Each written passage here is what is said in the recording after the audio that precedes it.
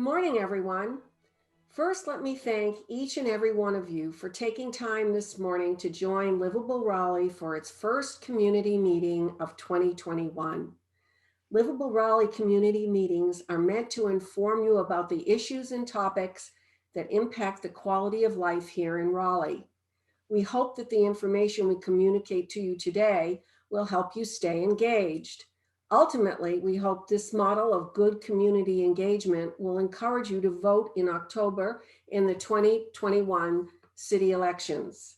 A few quick things to share with you up front about Livable Raleigh. Livable Raleigh is an all-volunteer group.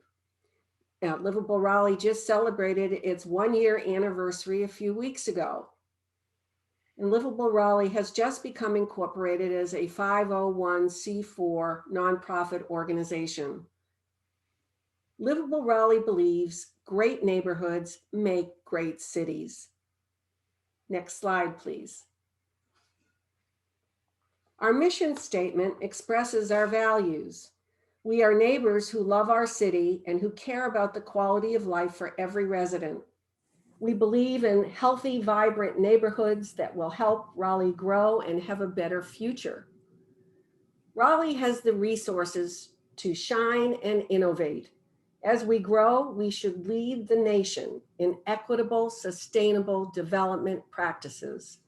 Next slide, please. We got off to a fast start in our first year of 2020. Hundreds of blogs, posts, and tweets were posted about the issues that we care about here in Raleigh.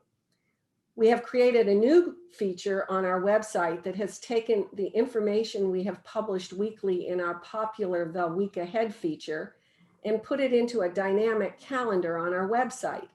Imagine being able to go to one place to learn about the schedule for upcoming city council meetings, committee and advisory meetings with dates, times, copies of agenda items, and how to access live streaming of these meetings. We also list community events of interest. This is a new feature on our website, and we encourage you to check out this quick and easy way to stay involved with what's going on in City Hall and elsewhere in Raleigh. You can check our website, www.livableraleigh.com, and there'll be a link in chat to help you do that. Livable Raleigh hosted 2 successful virtual community meetings in 2020. We held a webinar on affordable housing bond and a Q&A forum on voting in the 2020 election. Because of the success of these events, we are committed to hosting more virtual public meetings throughout 2021 that will address a variety of topics and issues. More on this to come a little later in our meeting today. Thanks to you, the people, we have been able to send over 1,000 letters to the mayor and city council about the issues we all care about. These call to action letters are quick and easy, and it's a great way for people to let their elected officials know where they stand, and they are an effective way to let our mayor and city council know what the public's interest is and what their opinion is on issues. Next slide, please. Please join us in 2021. There are many ways that you can get involved with Livable Raleigh. If you want to join our mailing list or you want to volunteer your time and talents, please send us an email at livableraleigh@gmail.com, and there's a link in chat for this. Being a 501c4 allows us to do many things, one of which is to raise money. Until now, we have covered our expenses out of our own pockets, but the growth of Livable Raleigh has caused our operating expenses to increase. I know this is a tough time for many of you, but if you are so inclined and able, we would really appreciate any donation you can make. Please offer to donate at whatever level you can, either on our website or in our mailing address, which is a post office box. Both of those should make it fairly easy for you. Throughout the meeting today, you will hear from several volunteers who have helped contribute to the success and growth of Livable Raleigh in 2020. One of those great volunteers is Janice Cutler, who is going to tell you a bit more about today's meeting. Thank you, Susan. And thank you all for being here this morning. We are glad you were here, and we hope that you decide to participate today. The best way to participate is through the chat function. If you are not familiar with chat, you will see the option at the bottom of your screen. If you are on a PC, just click chat to open the chat window. If you're on a mobile device, just tap the screen once and the choices you will likely be at the bottom depending on your device. You may see the word chat, or you may see 3 dots and the word more. If you see that, click on it and then choose chat. To give us your thoughts during the presentation or ask a question, simply type into the chat window. The word everyone should be the default. There will be a Q&A session at the end, and we will take all questions as time permits. We will also offer an opportunity for anyone calling in by phone without the use of chat to unmute themselves to ask a question during this period. If you have a technical question during the presentation, feel free to click the drop down in the chat, find my name, Janice Cutler, and send me a private message about your issue. Next slide, please. Livable Raleigh's main focus for 2021 is to spend time hosting community forums, providing information about 2021 municipal elections, and doing everything we can to help increase voter turnout from the dismal 17% in 2019. Next slide, please. Some potential meeting topics for our community forums include community engagement, gentrification, affordable housing, sustainable development, tax increment grants, or TIG, Downtown South Project, improving city services, and other issues that may be important to you all. Please feel free to note these in the chat now. Later in our program, we will take a quick anonymous poll with these options to vote for the topics for the meetings you would be most interested in attending. So please take a last look so you can be ready to vote at that time. To practice, we have a quick poll now to find out what days and times are best for you to attend future meetings. Please take a few seconds to make your choice. Here's the first poll. So we have Saturday morning at 10 a.m., Monday evening, 7 p.m., Tuesday evening, 7 p.m., Wednesday evening at 7 p.m., or Thursday evening at 7 p.m. So we'll share the results. So we will definitely take a look at all of these results and take it into account for future meeting times. Thank you all for participating in that.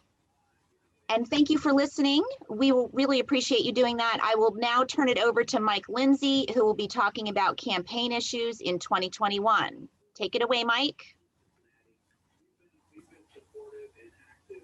Thank you, Janice, and hello, neighbors. I've been involved in city politics and neighborhood issues going back to the 80s. I'm very active in the Hillsborough Wade CAC and Cameron Parks Neighborhood Association. Today, I'd like to talk about 2 big issues that are likely to dominate the 2021 Raleigh City elections. One is the current lack of genuine grassroots community engagement. This void was created when the City Council abolished the city's support of citizen advisory councils known as CACs. The other issue is the potential future tax giveaways to developers. The city is considering the creation of a tax increment grant known as a TIG. This financing mechanism would use public money to finance private development, a first in Raleigh's history. Surrounding both of these issues is voter trust. Raleigh residents who actively participate in Raleigh politics were stunned by the city's surprise vote on February 4th, almost a year ago, to abolish CACs as an official part of the city's community engagement efforts. This vote was developed in secret and with no public discussion by council members or citizens.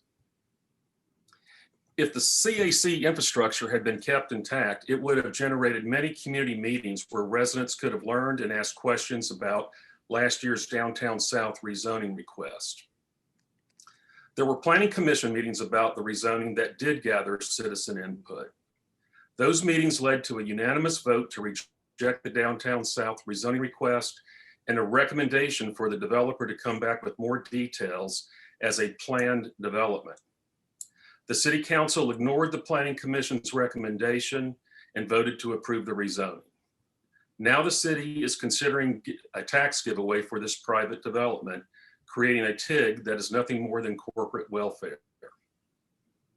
CACs were organized and controlled by citizens.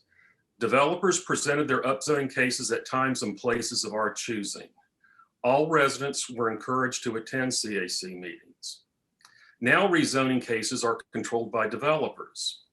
They decide where and when to meet. Only residents within so many feet are notified of rezoning cases, leaving the rest of us in the dark.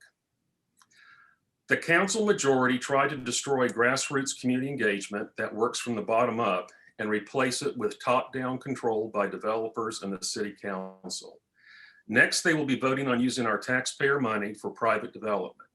Given this record, how can Raleigh residents trust this city council? Now I'd like to turn the program over to Russ Stevenson, who will introduce our guest speaker, Brad Crone. Thank you, Mike. We are thrilled today to have Brad Crone with us. You can see from this slide that he has a long list of impressive credentials. Here's why it's so important to hear from an expert like Brad today. In a democracy, nothing is more important than voting. And to improve voter turnout, nothing is more important than awareness of the issues that affect voters' lives. Certainly, recent elections have taught us the importance of voter education. And so that's why we're excited today that Brad has agreed to share his wisdom about the issues and the dynamics in the upcoming October 2021 City Council elections. As a side note, please submit your questions for Brad in the chat. He'll answer your questions at the end of his presentation. And now, here is Brad Crone. Hey, thank you, Russ, and thank you for your service for the city of Raleigh for a long period of time and the leadership you provided to our city. And Michael Lindsay really did a great job of framing what voters will be looking at as we move into the 2021 election cycle. And it was a pleasure working with Livable Raleigh. I was the consultant on the affordable housing bond and became aware of Livable Raleigh through that campaign. And your engagement, your debate and discussions, inquiry really improved that process. So thank you for that. Every election everywhere in the United States and in free democratic republics are structural. So I want to go through with you sort of a current snapshot of where we are at in the city of Raleigh when we look at voter composition. So next slide. Raleigh's voter composition right now, as of December 31st, 2020, there were 293,126 registered voters, 129,783 Democrats, 107,965 unaffiliated independent voters, and 52,968. Now that 52,968 is rather significant to me, and the registered Democrats is significant because if you're new to Raleigh, it shouldn't surprise you. If you're a longtime resident like myself, I grew up in Clayton and have lived in Raleigh pretty much 57 of my 59 years. I can remember in the 90s when the Republicans were actually competitive in city council elections, and they were competitive pretty much through a good portion, the first 5 years of the 2000s decade. And now the influx of Democratic voters within Wake County and within the city of Raleigh, you can clearly see the shift that's been taking place over the last 15 years. 158,614 females, 134,000 men. There are 444 self-identified transgendered voters in the state, in the city of Raleigh. Next slide. Another interesting thing is the number of married versus the number of single households. 84,464 married, 29,522 same-sex households representing the LGBTQ community within the city. and 179,140 single households. That predominant is younger voters 18 to 30, and then older voters 50 plus. There's 6,616 self-identified veterans in the city. Next slide. Then the race composition of our voter electorate base of voters within the city of Raleigh: 7,788 Asian voters, 157,709 white, 85,998 African American, 18,194 Hispanic. There's 7,196 of other designated races. And recently, the State Board of Elections has stopped receiving information on race. So we're seeing an increased number of voters who aren't identified by racial information. So that's why you're seeing an increasing number in the column unknown, 16,241. Next slide. The age composition, this is really an interesting dynamic that we're seeing in both the city of Raleigh and in the city of Charlotte, where you're having an increasing amount of younger voters registering and engaging in the political process, in particular in even general election years. 18 to 29, 74,162, 30 to 39, 58,945. The age group 40 to 49 is 47,185, and 50 to 64 age group 64,258, and your 65 plus 48,516.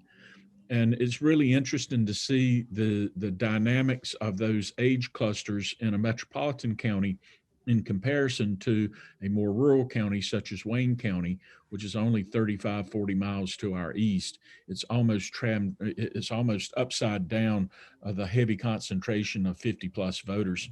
So there is a lot of energy within the city of Raleigh, and we're continuing to see the growth, and that growth reflected in our age demographics.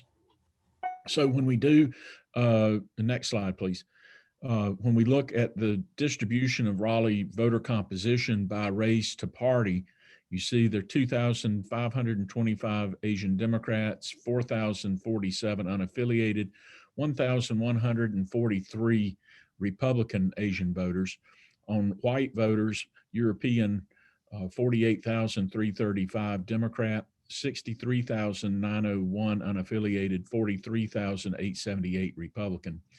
African American, 63,180, 21,003 unaffiliated. And that's an increasing dynamic that we're seeing in metropolitan areas with African American votes. More and more, we're seeing an increasing number of African Americans register unaffiliated in urban areas. And Republicans, 1,499. Hispanic, 7,579 Democrat, 8,254 Independent, 2,140 Republican. And then the other races identified: 2,814, 3,386, 950 for the Republicans, and then the unknown 5,340, 7,354, and 3,358. Next slide.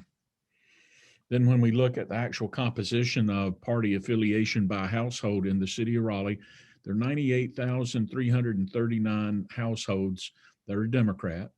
There are 48,555 households that have a Democrat and an unaffiliated voter in it. Then there are 10,391 confused households in the city of Raleigh where you have a Democrat and a Republican living together. And Democrat, Republican, truly upside down is Democrat, Republican, and unaffiliated households, 3,837. 73,799 unaffiliated, 34,543 Republican, 23,663 Republican and Independent. So why is that number, Democrat and unaffiliated and Republican unaffiliated, important? Those households, as you saw, the composition of, we are seeing an increasing number of unaffiliated independent voters register, not only in the city of Raleigh and Wake County, but all across the state. Within the last 2 weeks, I'm sure you've seen the articles in the Wall Street Journal and even here in the News and Observer, Charlotte Observer, about the increasing number. There have been over 7,000 Republicans to change since the insurrection at the Capitol on January the 6th, from Republican over to unaffiliated. Does that mean they are going to change their voting patterns and voting habits? Probably not necessarily. They just don't want to be affiliated with the Trump national populist movement. The Democrat and unaffiliated household composition is important, though, because what we found statistically over the course of the last 20 years, household that has an independent voter and a Democrat, they are 66% more likely to vote for a Democrat or a progressive candidate. The Republican and independent household is 66% more likely to vote for a conservative candidate or Republican candidate. So that's why we look at the voter household compositions in the manner that we do. Next slide. Raleigh's voter performance has been okay over the past couple of years. There really hadn't been a burnout election. The Raleigh and city of Charlotte do tend to outperform other municipalities in our odd year municipal election cycles.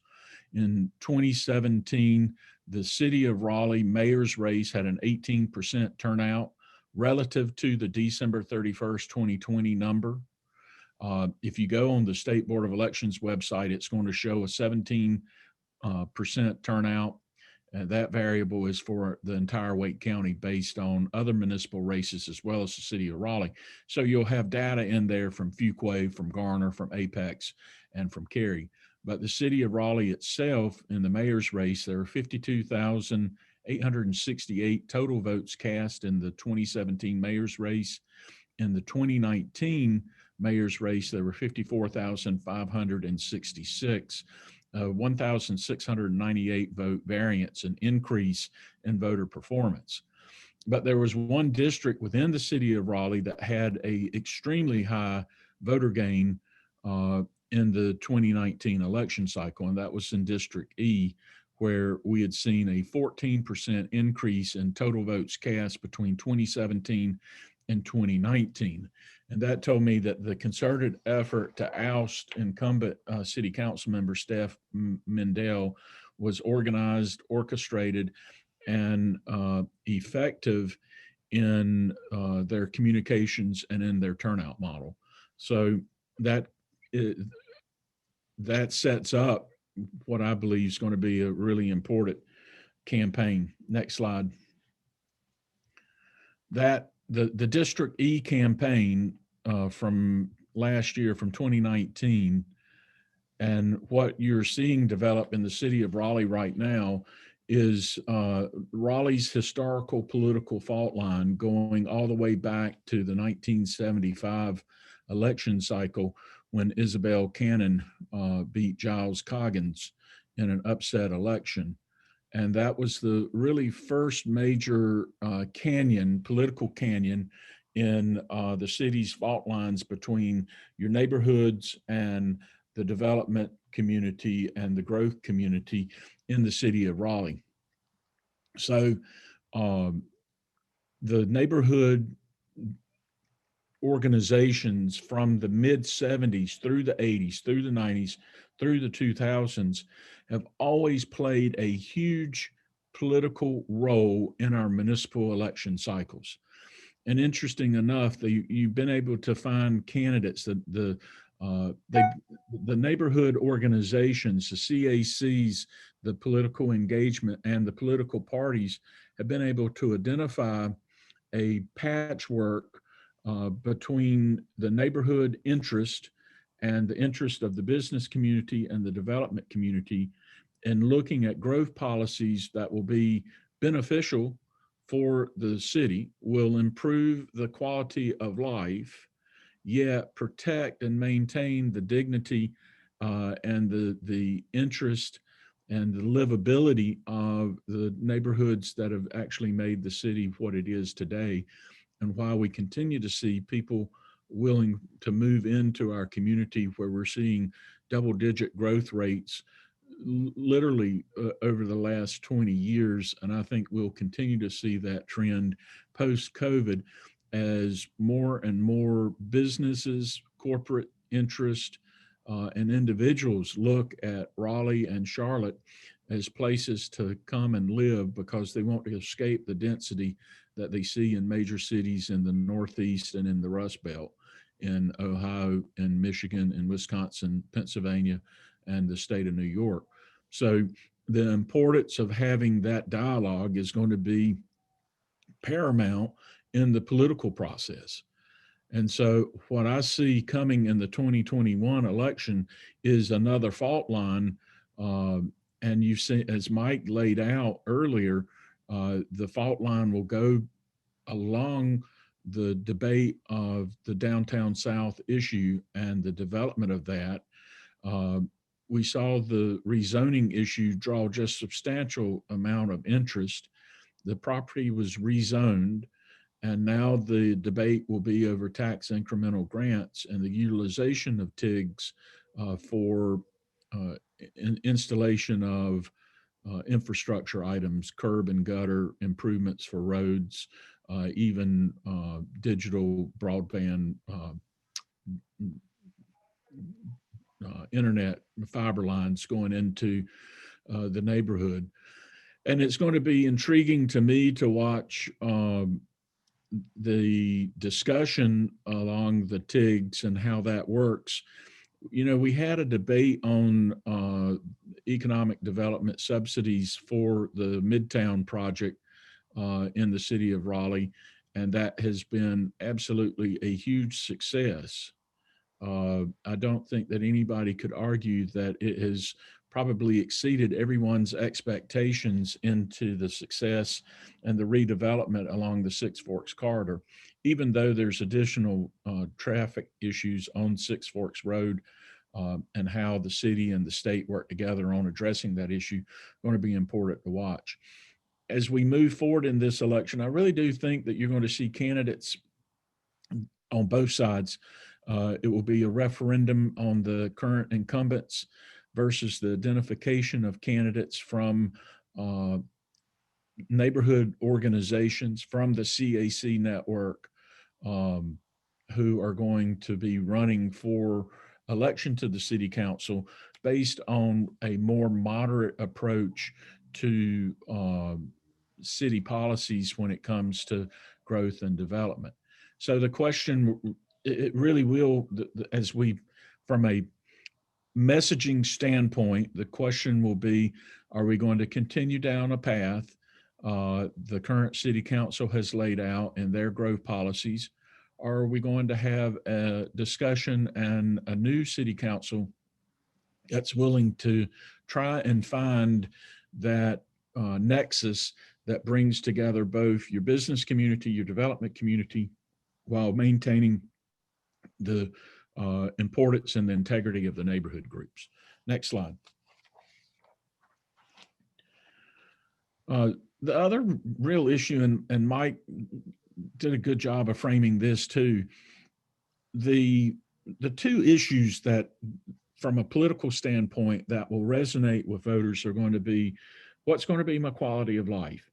So both sides will be able to develop messaging and campaign platforms that look at where we want to go as a city.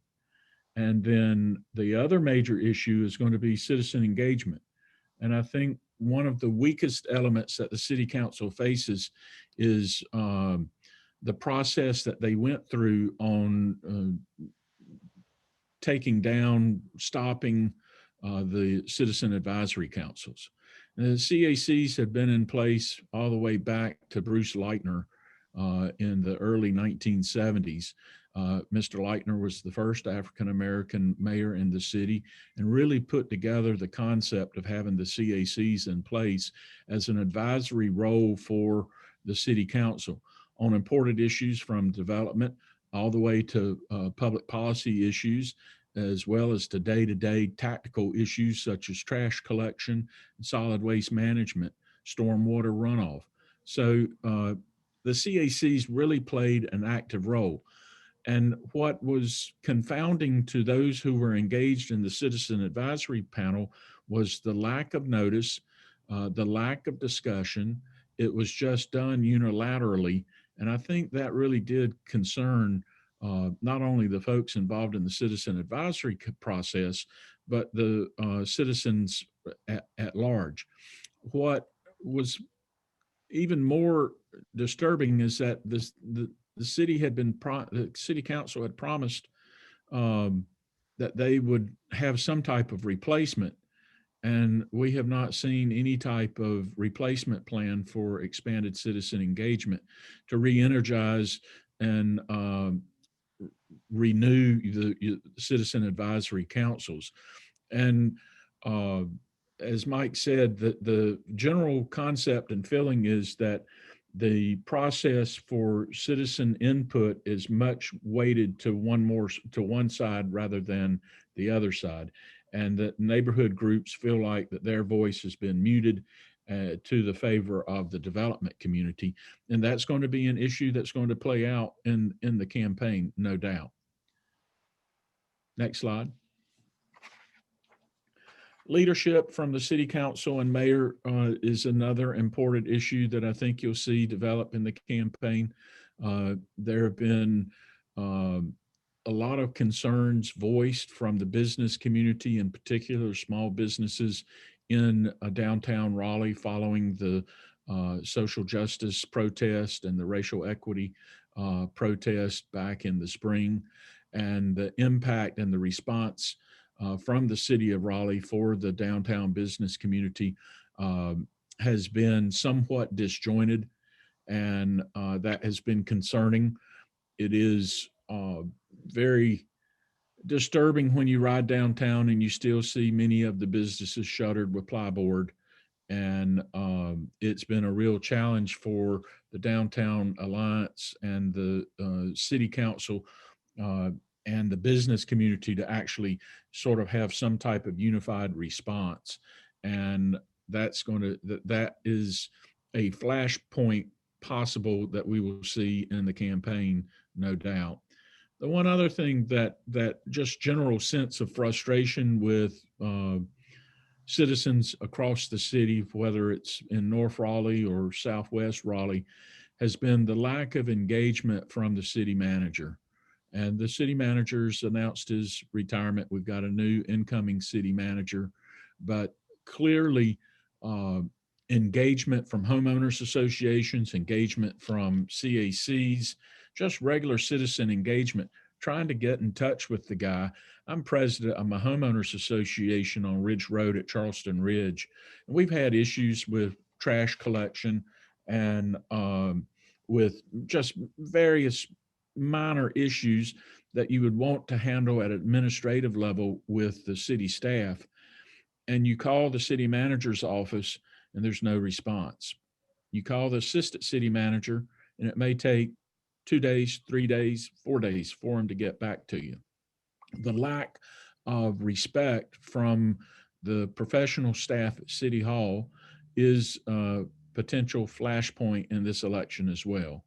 And I hope, as a citizen of Raleigh, not only as a political consultant who lives here and does business here, but as a citizen and as an active member of our homeowners association, that the city staff, the new city manager, will usher in a new era of time. Maybe she takes a day, an hour a day to respond to the telephone calls from citizens, or that they delegate out to the assistant city managers. But Jim Hunt always used to say, you've got to do the work. If you're going to govern, if you're going to lead, it takes a lot of work, and you've got to answer and respond to the telephone calls of your constituents. And that leadership we need to see from the mayor all the way down to city council. I will say this, in my interactions with the city council over the years, I get more response when I deal with the elected officials than when we do with the professional staff. So they are responsive. it's the professional staff that really do need to step it up. That they've got to stop the syndrome, the black hole syndrome at City Hall. So those are the real, I mean, I think the whole focus of the campaign is set back up along a historical fault line that has been in place since the mid 1970s, and it's going to be neighborhoods versus developers. And that will be the basis of the campaign in the 2021 election cycle. So I'll be happy to take any questions. Thank you. Thank you, everyone, for joining us. And thank you for that, Brad. That was very, very insightful, much needed information that we can use here in the city of Raleigh going forward to the municipal elections for 2021. So now at this piece, we're going to take questions from the city, from those who are attending. Now, as I read through the chat, many of the questions are the same. So if we don't get to you, that does not mean we're ignoring you. That's just like some of the questions are pretty much going to have the same answer. But in the end, if these questions we do not get to answer for this segment, we will post them on the Livable Raleigh Facebook page. And so just know that you will get an answer. We will not ignore you like, the city does. So, so again, thank you. So our first questions are going to be for Brad. Before we get into like a lot of questions, Brad, someone asked if you could tell us, announce that, I will say that number again of how many people, let me find exactly, how many people, it was something you mentioned. I'm using two devices here, so sometimes it gets a little complicated. You asked a question and they said, how do we, if you could repeat the number of voters who changed from Republican to something else, if you could start with that one first, please. I think there were 7,761 Republicans across the state of North Carolina who had changed party registrations since the January 6th insurrection on the Capitol. All right, we're going to move on to the next question. We feel that there's a general dissatisfaction with our current mayor and city council, as you mentioned. How do the citizens of Raleigh find more satisfactory candidates with a reasonable chance of winning? Well, first, let me say I have not seen any quantitative data, any voter survey opinion research that reflects where the mayor and the city council have a substantial problem when it comes to job favorability. I have not seen, since they took office, any polling. And so I would challenge Livable Raleigh to look at running as you get ready for the campaign cycle to make sure that you go through the process of running some voter opinion survey so that you can get an idea of the strengths and the weaknesses and the opportunities that your organization wants to promote as you move forward in the election cycle. I also think that it's really important. Y'all have done a great job last year of interacting across the city with so many different people. I mean, right now you have over 130 people engaged who are worried, who are concerned, who are active, who want information and want to be engaged. And I think that's a great thing. And it starts there. It starts right now with your organization recruiting candidates that you feel like will do a better job of representing your interest and will promote a platform that you see as being the right direction and productive for the city of Raleigh. Okay, thank you for that. Okay, our next question is there a city of similar size growth that you think we can look to as for a model? Yeah, I would say,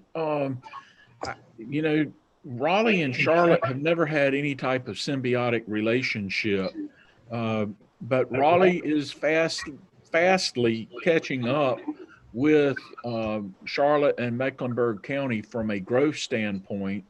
And while they are two different entities, I think as we move forward, there will be economic relationships between the two cities in our state. Raleigh and Charlotte will be our economic hubs as we move forward over the next 3 decades, 5 decades. And I think that it's important, you know, growing up in Eastern North Carolina, we always said Charlotte was the great state of Mecklenburg.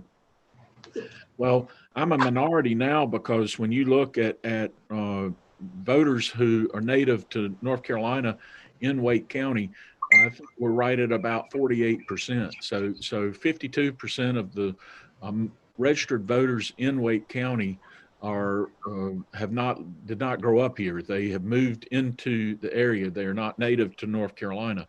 So they have a totally different atmosphere, totally different approach and opinion of the city of Charlotte.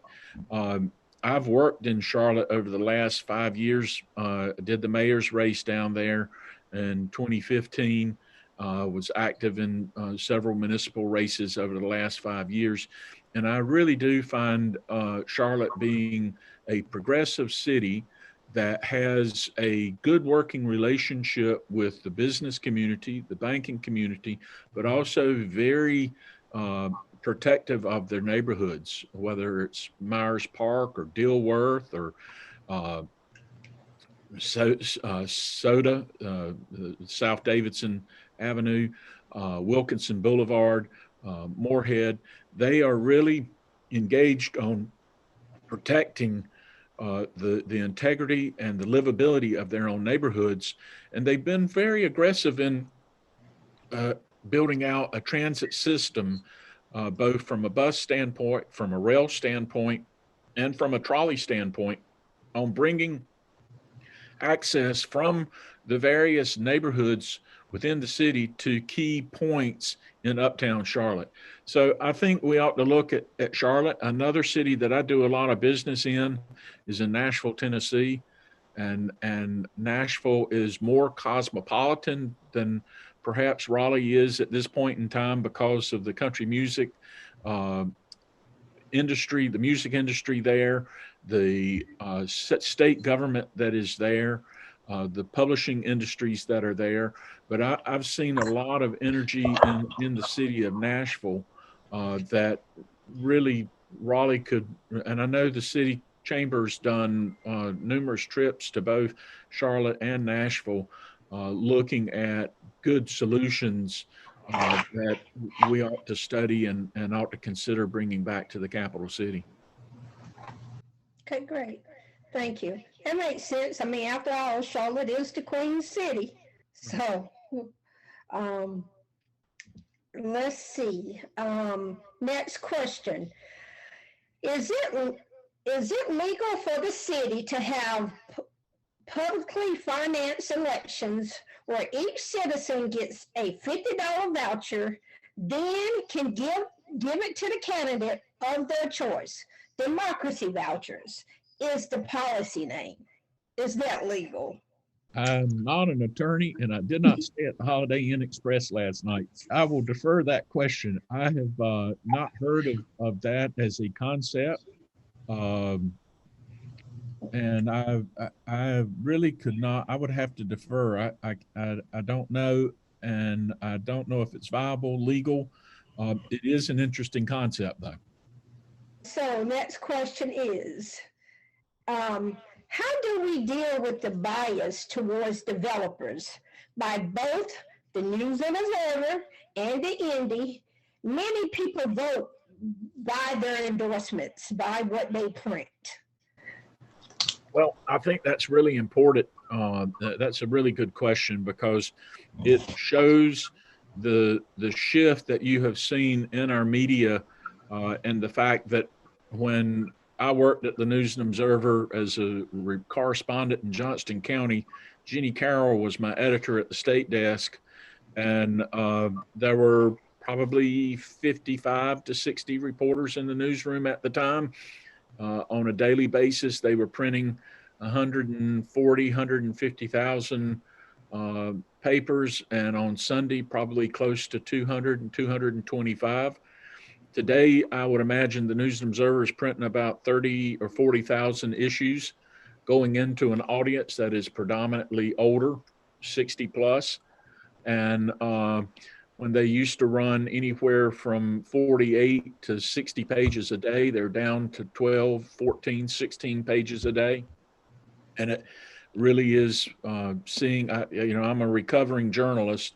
I started the first desktop newspaper in Clayton in 1986 in North Carolina with 4 Macintoshes and 2 laser writers, and ended up working for the High Point Enterprise and ran their daily paper in Thomasville.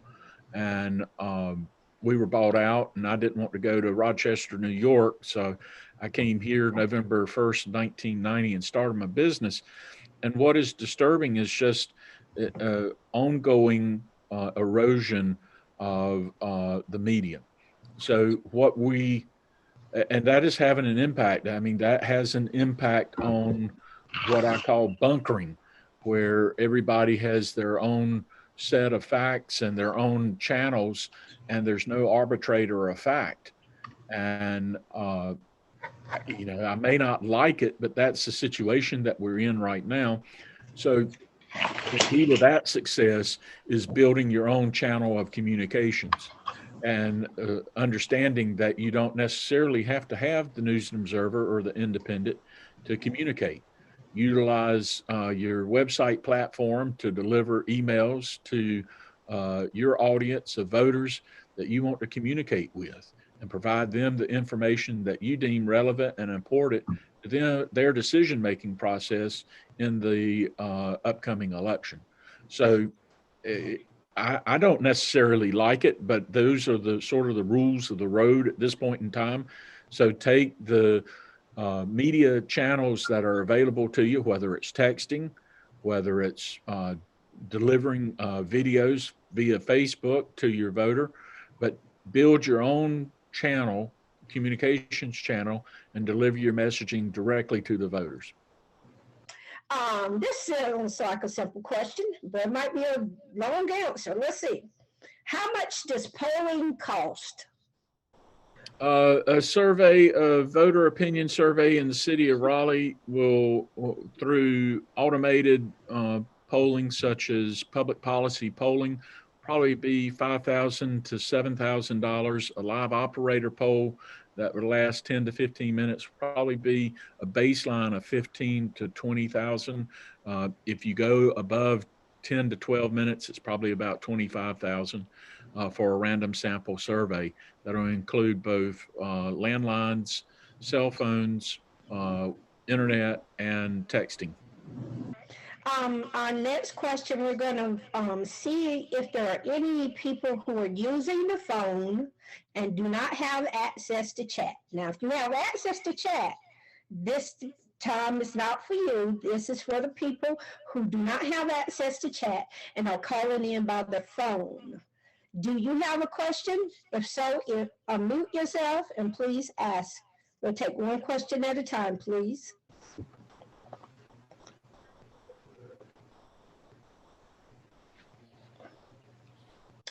Okay, well, it seems we do not have anyone that's calling in. All the questions are coming in through the chat. The next question is, do you project that North Carolina's urban voter will grow enough to overcome the predominance of rural voters? Georgia got there in the presidential and Senate races this time. Will North Carolina get there? Yes, we will get there. It may take us a little bit longer than the state of Georgia.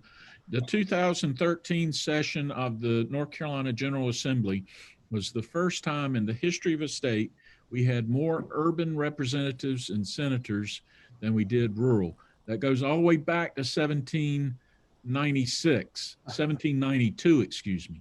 So that trend line of urban voters, the importance of the urban corridor from Raleigh to Charlotte is going to continue to be a dominant force in our state's politics.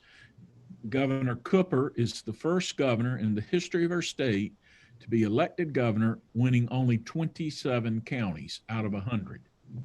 Now, with that said, while he increased his margin by almost tenfold from 10,000 vote majority election in 2016 to right at about 200,000 vote election margin in 2020, the Republicans did an interesting thing. They actually increased Republican performance east of I-95 and west of I-77.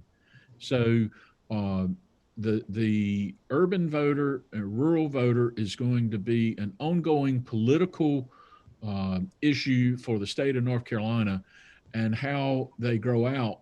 I get in trouble with my friends in Guilford and Forsyth County because I continue to argue that you two major economic hubs in the state right now are Raleigh and Charlotte, and will continue to be. The Greensboro area has been more traditional industries with textiles and furniture, and they while they are maintaining their population, they are seeing some population growth. Their growth rate in comparison to Raleigh and to Charlotte is lagging. The one interesting thing that Greensboro and Winston-Salem are doing is that they are beginning to put more focus on tech and on information technology business development and recruitment. So I think you'll continue to see that area grow. But I think urban North Carolina is going to be a dominant factor. That's where the growth is going. It will be intriguing when the census data, block data, is released in June. What we're seeing over the last decade in that period of growth, and it will be intriguing to watch the state legislature draw the maps for the legislature when we get the data back on the growth that we've experienced in our urban areas. Yeah, thank you for that. Next question for Brad is, do you view the mayor's employment with a large contractor as an issue for the 2021 campaign? The local media has been fairly scant, in their opinion. Barnhill awarded a $6 million plus contract within a few weeks, names mayors as its business development director, and question jumped away. Let me see. And well, basically, that was the question. The rest of it was in their opinion.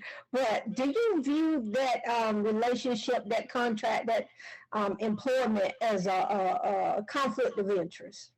Well, let me have full disclosure. I worked for Barnhill when they constructed the City Convention Center under Mayor Meeker. So I want to disclose that. But it is a very tight line for the mayor to walk. Whether she was working for the Barnhills or whether she would be working for W.H. King or Belfour Beatty or any other construction company, the Holt brothers. That is a line that she will have to walk. Is it a valid criticism in a political campaign? I believe that it is, and that's one that you will have a lot of voter engagement and information and discussion on as you move forward. It is rather unprecedented that we've had a mayor. I remember the mayor's campaign with Carolyn Grant when she ran in the late 1990s. She was president of the Chamber of Commerce at the time. And she made an interesting pledge that she would work to make the mayor's job a full-time job. And I think Raleigh is ready for a full-time mayor. The city of Charlotte's mayor is full-time, and I think that's something that we should look at here in Raleigh, on having the mayor have a full-time position so that you don't end up in a situation where there's a potential conflict. Okay. Next question. Are there any cities successfully addressing the issues of affordable housing? Yes, there are a number of cities across North Carolina working on the affordable housing issue. The mayor in Rocky Mount has been very aggressive in it. City of Greenville Charlotte is a huge issue in the city of Charlotte, and it's a huge issue here. As we continue to see double-digit growth rates, there's demand. And any realtor will tell you right now, the biggest problem they have is supply of housing. And so even in the middle of the worst health pandemic in our history ever, the real estate market in the city of Raleigh and in Wake County is just red hot right now. And all the national publications continue to point. The New York Times, Wall Street Journal, Washington Post continue to point to the fact that the Raleigh housing market is in one of the top five across the nation, whether it's Austin, Texas, Nashville, Tennessee, Charlotte, Raleigh. So that intensity of our housing market is continuing to elevate prices in housing, even for your middle and your upper class. So if you are a working family, husband and wife making $85,000, $90,000, it is virtually impossible to find a starter home within the city limits of Raleigh. You're seeing migration to Garner, to Apex, to Fuquay. You're seeing migration even further north into Franklin County, into Johnston County. And that is a real big issue. Then we have a continuing problem with the lowest income and our underserved population. So I was very happy to work on the affordable housing bond last year. I thought that it was a step in the right direction. Now, I know that there were concerns about the average median income threshold and that it really didn't meet all the needs of our lowest income, our chronically homeless. But I did see it as a good starting point. And it interlaid upon the business, the rapid transit bus system routes, integrating into our transit plan to work with a public partnership with the developers like Yvette Holmes and her organization on identifying areas where you could have affordable housing, rent subsidized housing. Then the other element to the bond referendum that I thought was very substantial was the community development block grants that were going into longtime homeowners to help them make improvements into their homes and really help address some of the issues that we're seeing with gentrification in Southeast Raleigh and along the New Bern Avenue corridor. Okay. Next question for Brad. This is coming from the chat. It appears to me that neighborhood advocates are interested in protecting neighborhoods between Hillsborough Street and I-440. I hear no mention of North Raleigh, for example. Lots of interest in bus service inside the Beltline, even though service is woefully inadequate from Capitol Boulevard to Glenwood. Not a word from neighborhood advocates when neighborhood services disappear. Basically their question is, it appears that there's no mention of what is their question? It appears to me that the neighborhood advocates are interested in protecting neighborhoods between Hillsborough Street and I-40, and I hear no mention of North Raleigh. What is your take on that? Wanda, I think that is another historical fault line in our political system within the city of Raleigh, the ongoing anxiety that it exists between what I would call inside the Beltline and outside the Beltline along the corridors, the Glenwood Avenue corridor, the Capitol Boulevard corridor, and all your Six Forks, Falls of the Neuse corridors feeding. I think that it's a valid question. And I think that it's important for livable Raleigh to engage in that process and say, what is going on in the quality of life for North Raleigh neighborhoods? Is it transit? Is it infrastructure? Is it mixed use zoning? So I think the questioner is valid in bringing that to everyone's attention and realizing that the scope of neighborhood quality of life issues is truly a citywide issue, whether it's from Briar Creek or whether it's from Barlow Road. Okay. Now we're going to give you a break, Rob, and ask this question. What are Livable Raleigh's intentions around accepting donations and campaigning? Hi, this is Tim Niles, and I will take this question. Our 501c4 status is brand new. It allows us to endorse candidates if we choose to, but we're a long way from making that decision. It also allows us to raise money for public information and education work, and that we do intend to do. We've issued a platform. You can find it on our website. We're paying close attention to what City Council is doing and what City staff is doing. We're engaged and we are commenting, as you know, if you follow our blog. But it's still early. A lot of candidates who are thinking about running may or may not run. The filing period doesn't open until July. When we see which candidates are running and we have a clearer idea of what you all think we should do, we'll make a decision on endorsements. We may endorse in every race, we may not endorse at all, or it may be that we'll endorse in some races and not others. Right now, we're in a listening and a learning mode. Thank you for that, Tim. Next question is for Brad. Should Raleigh residents advocate for ranked choice voting in our municipal elections in an effort to help loosen the strong stranglehold on our mayor and city council seats? Brad, you're muted. Here we go. I apologize. I was getting ready to answer that on chat. It will be a cold day in Hades before the General Assembly, led by Republicans, will allow any type of ranked choice voting in the state of North Carolina.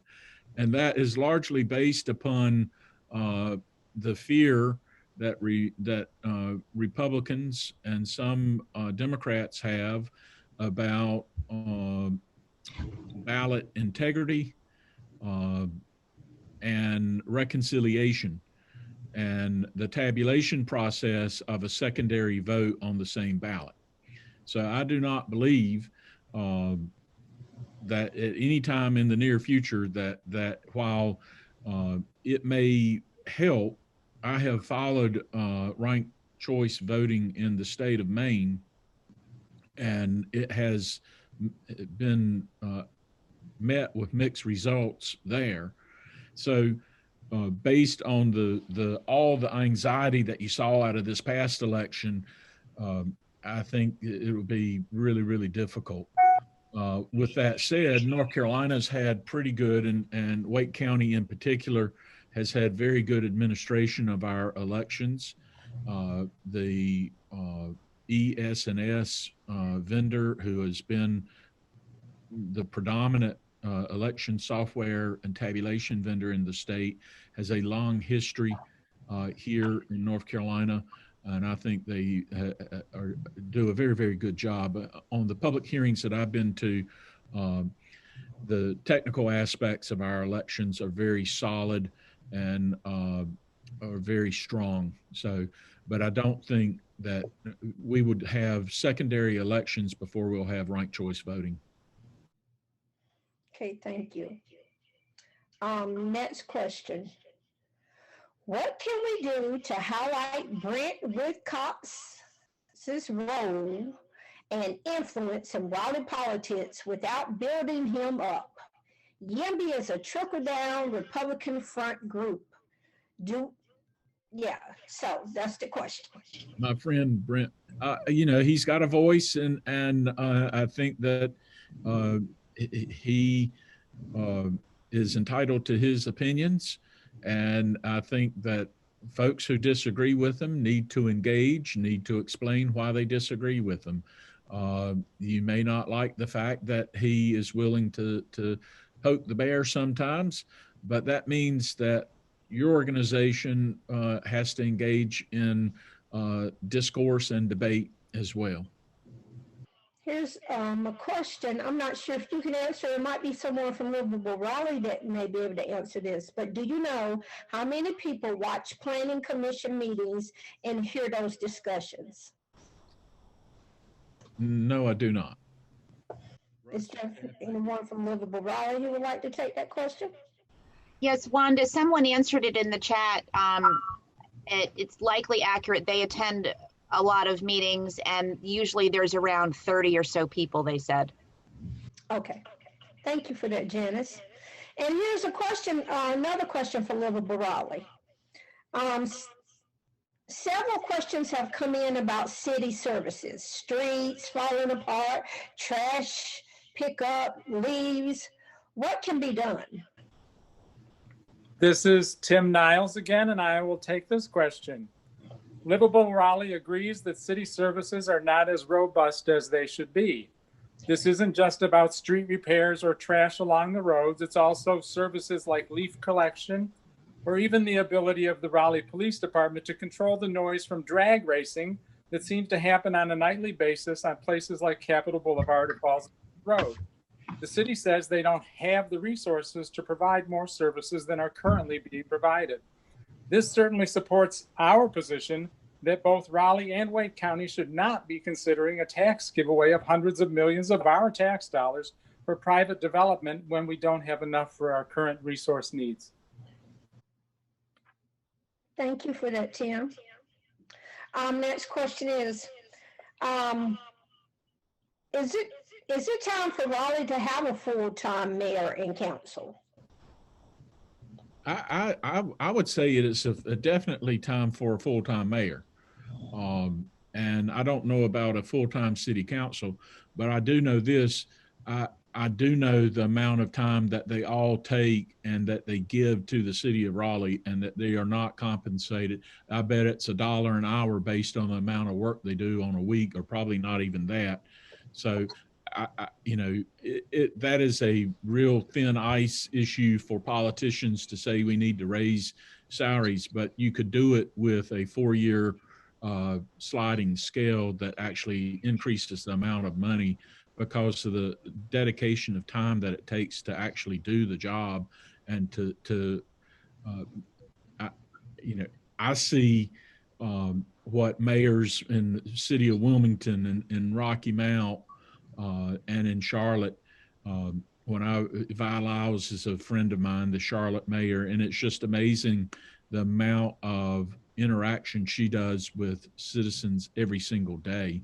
Jennifer Roberts, my former client, the mayor down there, same thing. I think I'm overwhelmed with 40 or 50 emails a day. It's 300, 400, 500 emails a day in the city of Charlotte from citizens and business people and interest groups. And I'm sure Mary Ann sees that. I'm sure Nancy saw it. I'm sure Charles saw it. So I think that it's time for us to have that discussion on a full-time mayor and actually increasing the salary schedules for our city council members. Okay, so what are your thoughts about 4-year terms? I'm not in favor of 4-year terms. I think 2-year terms is a lot better because it allows for voter redress and voter access. So I think that is always better to have more elections rather than fewer elections. It has more accountability and keeps the elected official more connected into the citizens that he or she are serving. Okay. Here's a question for Livable Raleigh. We've noticed that several questions have come in about the police and about racism. Janice, could you answer those, please? Yes, I would be happy to. The questions were pertaining to racism, our anti-racist agenda.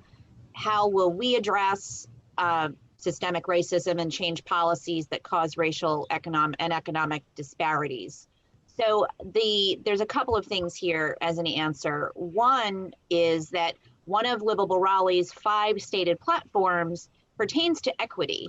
As decisions are made, impacts on people of all ages, religions, genders, races, ethnicities, and incomes must be analyzed. Those most in need should be put first in line.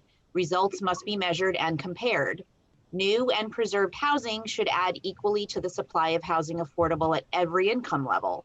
On bus or rail transit corridors, housing that is affordable by low income and working class residents should comprise half or more of new housing stock. Growth must not be allowed to forcibly displace residents by gentrifying our historic minority neighborhoods. All city contracts should guarantee that local residents are hired first and benefit most from job training opportunities, with the unemployed and low income given high priority. What does all this mean?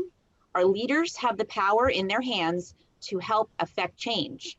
Livable Raleigh works every day to ask our elected leaders to plan for equity in every plan they make. We will support any candidate for 2021 who has the ability and the desire to fight for equity on our city. On the police, in June 2020, a police advisory board was appointed. They meet every month and are in the process of reviewing all policies, including training policies and what is going to be public information of the Raleigh PD. The purpose of this review with public input is to recommend the changes that the Police Advisory Board and the public feel are necessary to improve our public safety situation. The Public Advisory Board meets every month on the second Wednesday at 7 p.m. These are public meetings via Zoom, and the public can ask questions and make comments.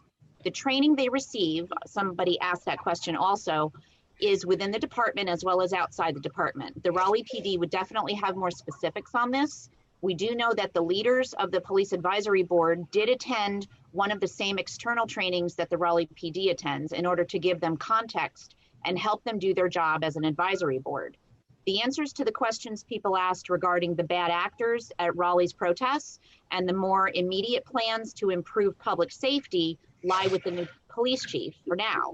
And any and all issues need to be brought to the City Council regularly until all questions have been answered and plans made. The Chief of Police does attend at least one of these meetings every month. The help of all Raleigh citizens is needed in this regard. Thank you for that, Janice. I appreciate it. Okay, next question. Well, first of all, let me find out, is there anyone that has called in who does not have access to chat? Do you have a question that you would like to ask? If so, you can unmute yourself and ask that question. One thing, Wanda, I'd like to add on that police question is that Marcel Adams, the new city manager, that's going to be the most important hire that she makes. And I hope that the city is very transparent in the process, allowing for citizen involvement and citizen engagement in that decision process. Okay, thank you for that. Since we don't have anyone on the phone, we're going to open up the floor for you all that are attending. If you raise your hand, we'll call on you. If you don't know how to do the raise your hand part, put in the chat, I have a question so we can recognize you. But we're going to take 2 or 3 questions from the floor. First person that has the hand raised, can you all see who that is? Wanda, I have my hand raised. Okay, please go ahead. Bob Geary. Brad, if I wanted to run for city council, which by the way, I do not, how much would I have to raise to be a competitive candidate? Well, when I started working with Eric Reeves and Benson Kirkman 100 years ago, it was, I think Eric's first campaign in 1993 was around $16,000. And now a competitive city council election in Raleigh is probably 100 to 150,000. And what you're seeing, Bob, is more independent expenditure money, as you saw in the last election cycle, where there was probably another $150,000 from outside interest groups engaging in campaigning through direct mail and digital media on behalf of candidates for city council. So if you're looking at running A competitive city council race in Raleigh's, I would say, a baseline of $150,000, and be prepared to respond to outside interests putting in probably $75,000 to $100,000 there. That's a lot. It surely is. Our next question is from Josh Bradley. Hey, thanks for taking my question. Is it legal and possible to progressivize the property tax in the city? Does the city have the authority to have property brackets based on how expensive a property is? Is it doable? Joshua, that's a great question. And I don't know if there is statutory limitations on ad valorem taxes in the state of North Carolina, but I know there are other communities, in particular, I believe Chicago has been doing it, and I believe Milwaukee has been doing it. I believe Denver, Colorado is looking at it or is in the process of doing it. I ran across it. I did work for Lowe's Home Improvement in the early 2000s, and I ran into it in the suburbs of Phoenix, Arizona, where their ice rink is, where the Arizona or the Phoenix Coyotes play hockey. And I think that is something that you, from a public policy standpoint, would be a revenue generator and would help address some of the equity issues if you direct the additional revenue into areas such as affordable housing. So I think you've got a really good idea. And it's something that we could look at. We have economic interest zones, the Downtown Alliance. I don't know if the Blue Ridge Alliance has an actual tax zone in it for the redefinition of the Blue Ridge Road, Edwards Mill corridor, Creedmoor Road area corridor. But I do know that you've got the Downtown Alliance, and I don't know specifically if there's an economic fee to help fund that with the designated area of the Downtown Alliance area. But that's a brilliant idea. Thank you for that, Josh. And our last question will be for Mike. And after Mike, I'm going to turn it over to Susan. Brad, in your opinion, how significant is party affiliation or partisan politics in city elections? Mike, right now, I think there is some tinge of that, in particular in the seesaw that you saw out in District A over the course of the last 10 years, where there'd be a Democrat elected and then a Republican would run. But I don't really see it from a partisan perspective. I see it much more delineating along the lines of where Raleigh's future lies. And it goes back to what I've said at the start. It's the historical fault line between your neighborhood communities and the development communities. And so I think you're going to see the citizens. I think the younger voters that we're seeing in Raleigh, younger professionals, the Brent Woodcoxes, are much more aligned on what will be the future of Raleigh, and are looking for that integration between what's going to be good for the growth and the future of Raleigh and how it impacts our neighborhoods. And that's going to be the real nexus that candidates running for city council and that Livable Raleigh will face in developing a public policy posture as you move forward to the October elections. Thank you for that, Brad.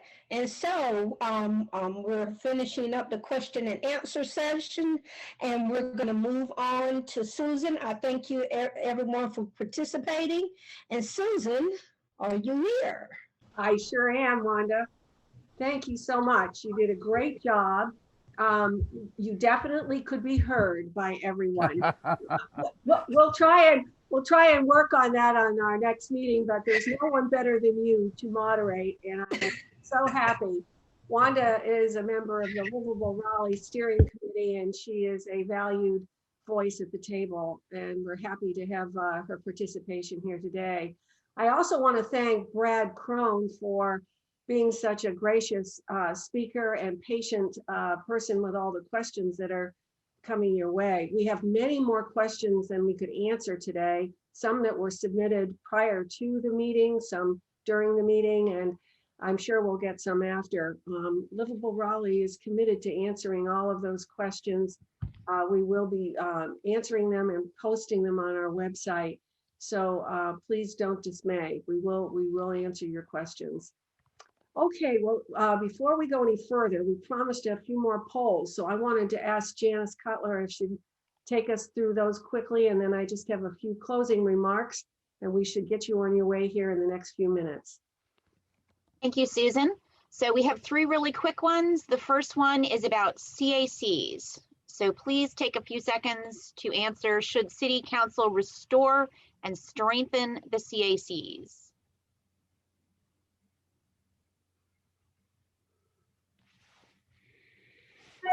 All right, well, still a couple. It looks. Take another second or two, make sure you vote, and then we're gonna end it. Okay, share the results. All righty. We're gonna go to the next one. This one. City Council is considering a $450 million grant to developer John Kane. How do you feel about this? Support, oppose, or undecided?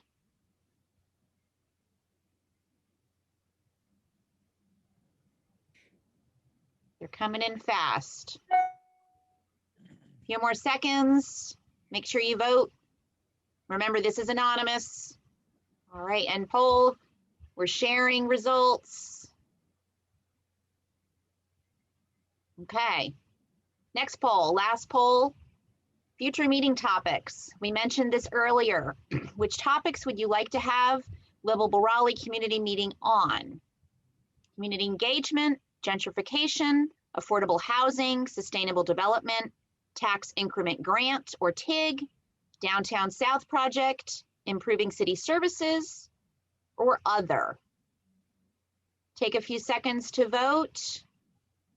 You can pick as many as you'd like, or maybe the top 3.